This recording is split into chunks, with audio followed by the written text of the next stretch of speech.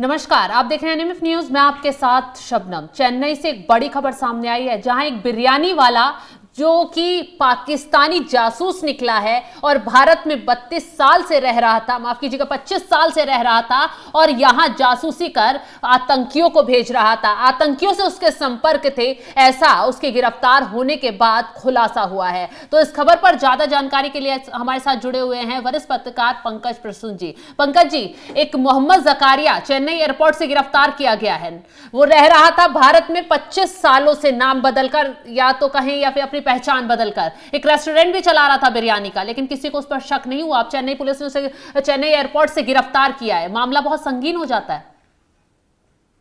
मामला संगीन भी है और कहानी दिलचस्प भी है। हाँ। वारंगल में जब आप जाइएगा तो वहां रॉयल बिरयानी बहुत फेमस है। अब उस रॉयल बिरयानी का मालिक का एक और मैरिज हॉल भी है। उस मैरिज हॉल का नाम है कुलसुम कंगन हॉल।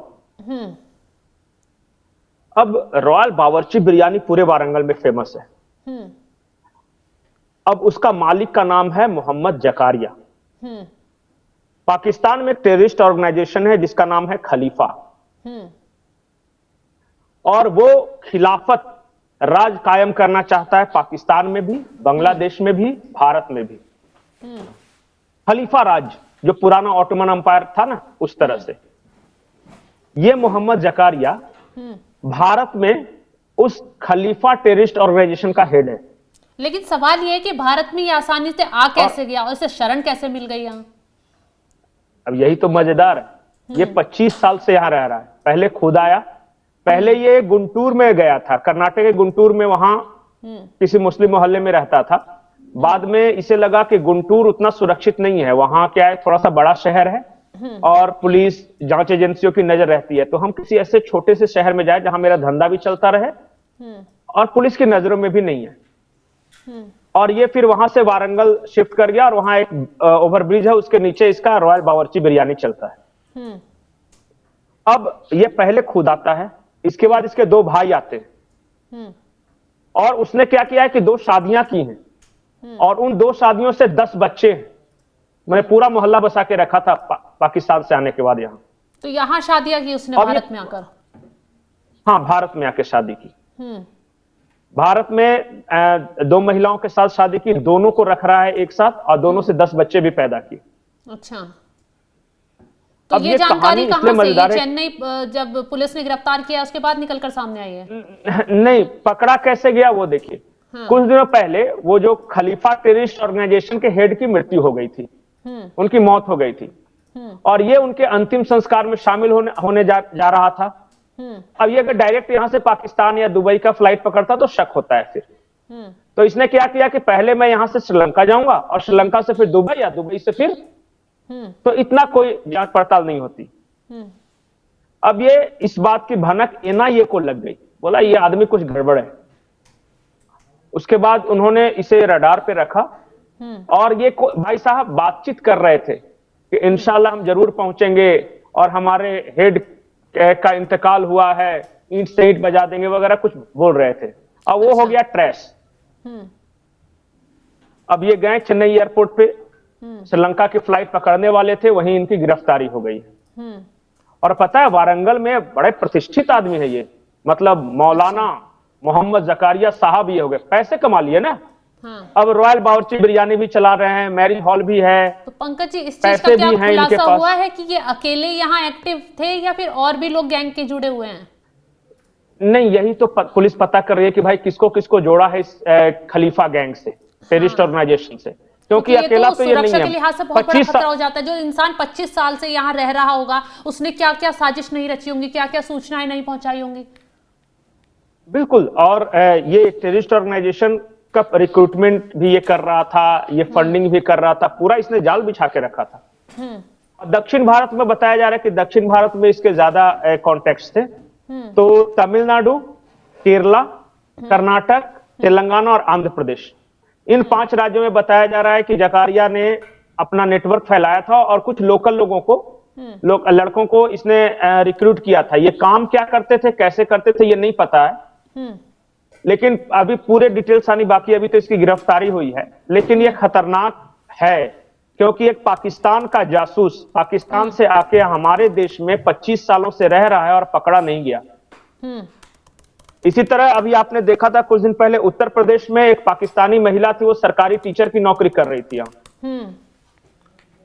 अभी तो मामले आने शुरू हो गए। बंगाल से मामला सामने आया था, एक यूपी से भी मामला सामने आया। हाँ यूपी, वही तो। इस तरह बताइए, कोई गवर्नमेंट टीचर बना हुआ है, कोई रॉयल बावर्ची बिरयानी चला रहा है, कोई मैरिज हॉल चला रहा है, कोई लोगों को रिक्रूट कर रहा है, और सब विदेशी हैं। सवाल तो यही है ना कि इन्हें आसानी से कैसे भारत में एंट्री मिल जा रही है, कैसे अपने ये जाल बिछा पा रहे हैं। और सबसे बड़ी बात, खुफिया एजेंसी को इनकी खबर नहीं लग पा रही है, यहाँ बैठ के पूरा जाल बिछा के बात भी कर रहे हैं, सारे काम कर रहे हैं। सबसे बड़ी बात, एक अकेला आदमी अगर एंटर कर गया तो हो सकता है कि इतने बड़ा बॉर्डर हो, इतना देश की पॉपुलेशन है, हो सकता है श्रीलंका के रास्ते आया, समुद्र में आया, बांग्लादेश के आया, किसी को नहीं पता। लेकिन यहाँ सबसे पहले पता लगाना होगा कि इन जैसे लोगों को शरण कौन देता है।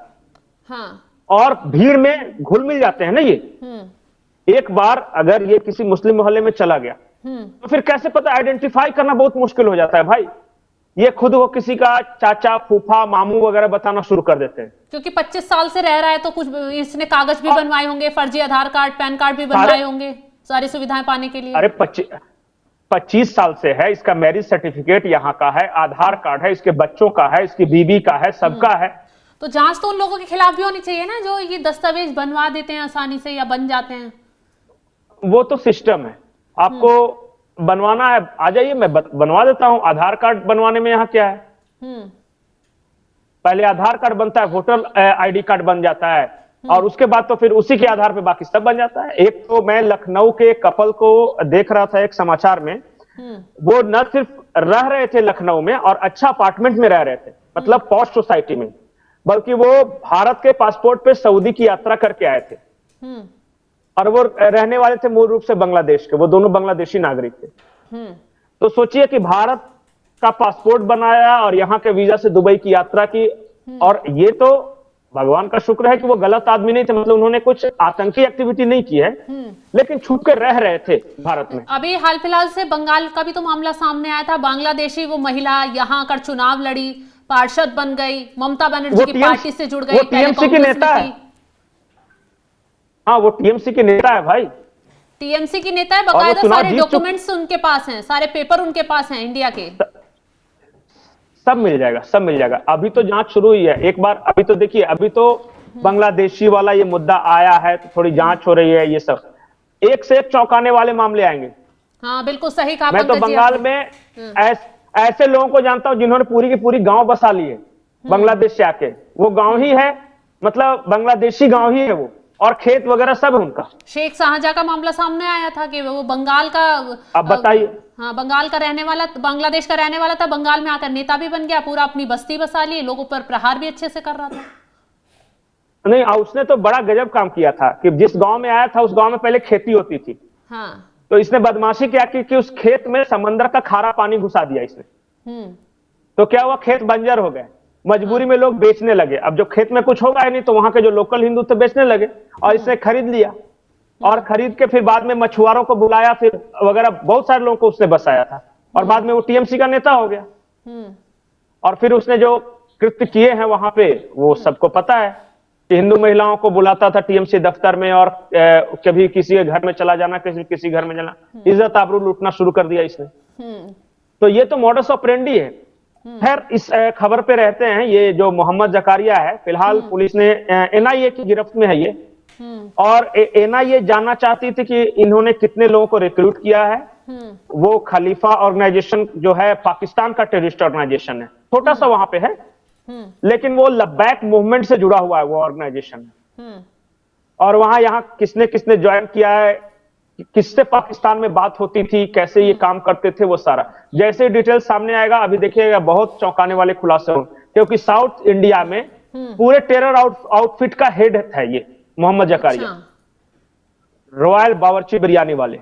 और बहुत फेमस इनका जो तो ये था, देश के लिए था तो खैर बड़ा खतरा है जिस तरीके से मोहम्मद कजारिया पर अब खुलासा हुआ है। चेन्नई में एयरपोर्ट से उन्हें गिरफ्तार किया गया है। बताया जा रहा है कि 25 सालों में भारत में शरण लेकर रह रहा था, अवैध तरीके से यहाँ शादियां भी की और उनके कई बच्चे भी हैं। लेकिन गिरफ्तारी के बाद एनआईए ने कई बड़े खुलासे कर दिए हैं कि जकारिया जो है पाकिस्तान में आतंकी संगठनों से जुड़ा हुआ था।